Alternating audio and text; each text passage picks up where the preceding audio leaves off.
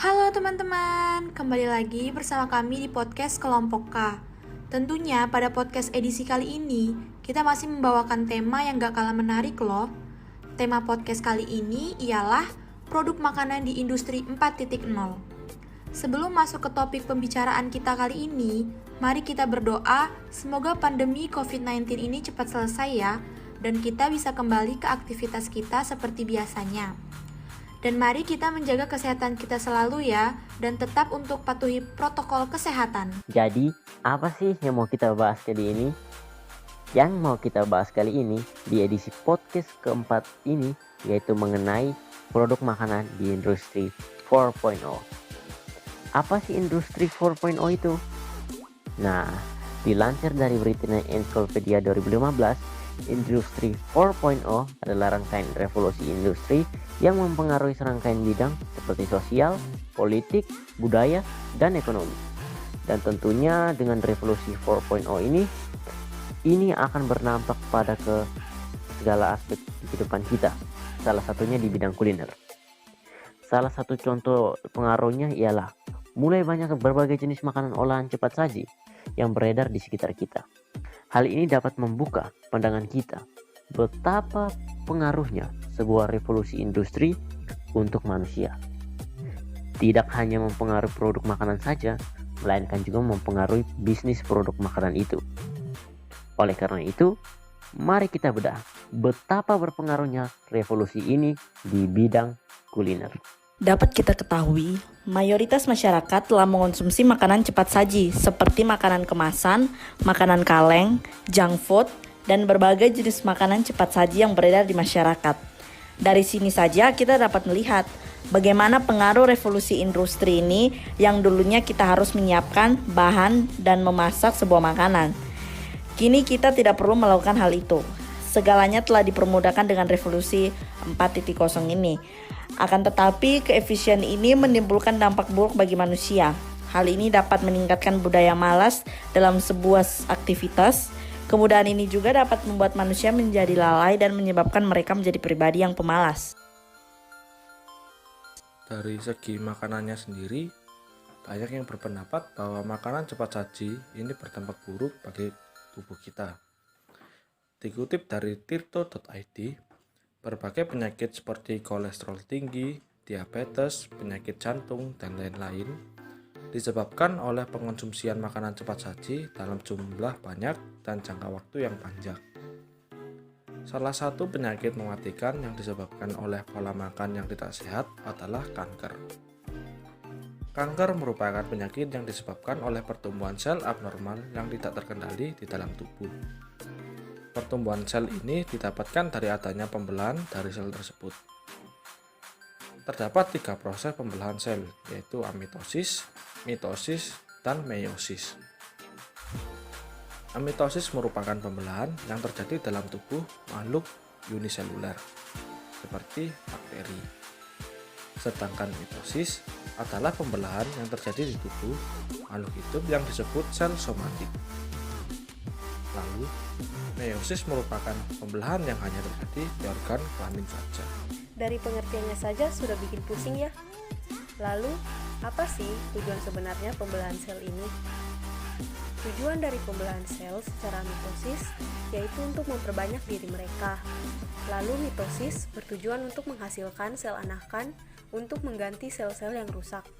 Sedangkan meiosis bertujuan untuk menghasilkan sel kromosom yang tetap pada generasi berikutnya.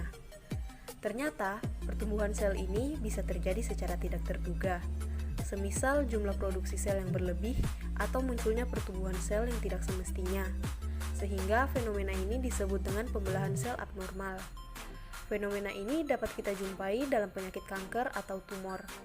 Sehingga dengan kita mengetahui edukasi mengenai sel ini, diharapkan kita dapat mengontrol pertumbuhan sel dalam tubuh kita dengan cara menjaga pola makan dan menjaga pola hidup kita sehari-hari. Dan akhirnya, kita dapat terhindar dari segala penyakit yang berbahaya bagi tubuh kita.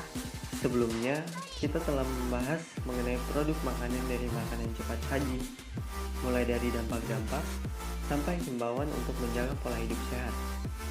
Lalu, apakah mungkin makanan cepat saji ini bisa menjadi sebuah sumber pendapatan masyarakat? Tentu jawabannya ya. Dapat kita lihat di lingkungan kita, betapa meledaknya produk makanan cepat saji di supermarket.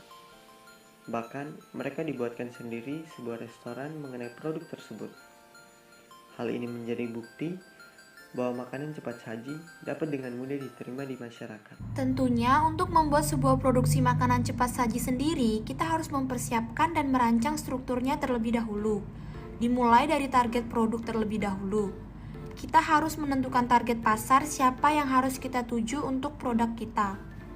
Setelah kita melihat target pasar, kita harus mengetahui kelemahan dari produk yang kita miliki. Dapat kita lihat betapa maraknya makanan cepat saji di tengah masyarakat. Tentunya hal ini menjadi sebuah ancaman bagi produk yang kita miliki. Sehingga diperlukan inovasi dan ide-ide yang menarik agar masyarakat dapat melirik produk kita. Setelah permasalahan tersebut dapat kita atasi, kita harus mendata seluruh administrasi yang diperlukan untuk melakukan sebuah produksi dari suatu makanan.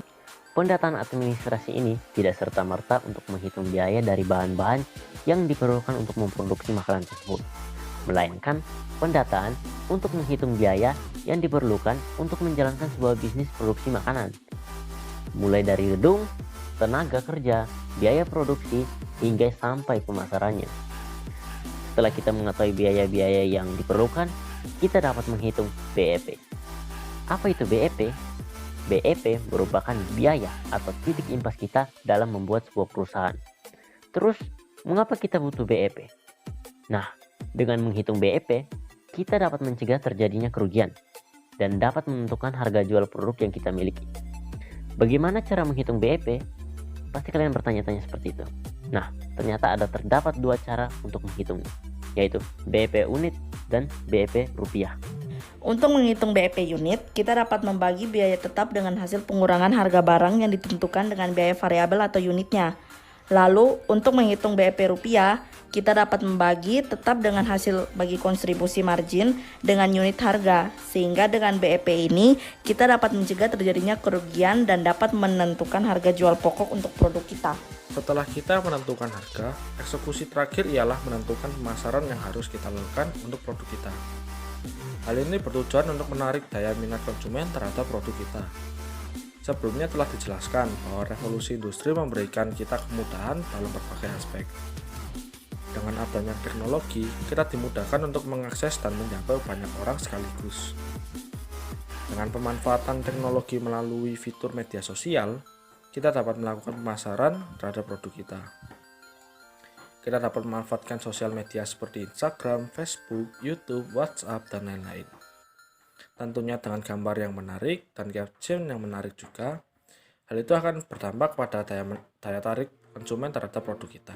Berikut berbagai bentuk caption yang cocok digunakan untuk meningkatkan daya tarik dan memunculkan nilai plus bagi produk kita. Seperti, let's try our food and take your energy. Don't be afraid to buy something that make you full. You can get a good quality food without spend a lot of money. Atau buy one get one. Dan masih banyak contoh caption teks untuk menarik minat masyarakat. Setelah persiapan bisnis telah terselesaikan, masih diperlukan persiapan lainnya. Persiapan tersebut adalah persiapan mental dan sikap kita dalam melakukan suatu produksi. Menurut gereja, diperlukan beberapa aspek penting dalam hidup. Seperti keadilan yang berdasarkan ajaran Katolik adalah keadilan sebagai kebijakan moral yang bisa disebut dengan keutamaan religius. Seperti kejujuran yang berarti keselarasan antara kata hati dan kata yang diucapkan oleh ucapan maupun oleh sikap atau tindakan. Seperti kebenaran yang berarti gabungan dari segala hal yang baik. Seperti perdamaian yang berarti wujud dari kasih Allah kepada manusia, seperti yang dikatakan dalam Perjanjian Baru, dan sifat menjaga keutuhan ciptaan Tuhan yang diajarkan untuk menjaga dan mempergunakannya untuk kepentingan bersama, dan telah diatur dan dibahas dalam ensiklik Laudato Si. Jika segala aspek tersebut dapat kita pahami dan ilhami dengan baik, diharapkan kemunculan revolusi industri 4.0 di bidang kuliner dapat membawa dampak yang positif bagi masyarakat dan bagi kita semua. Dan tidak terasa perbincangan kita sudah cukup panjang. Diharapkan dengan adanya podcast ini, kita dapat menambah ilmu dan dapat menghibur kalian, terutama di masa pandemi ini. Semoga kita dapat bertemu di podcast edisi selanjutnya. Tetap sehat dan stay safe ya teman-teman. Terima kasih.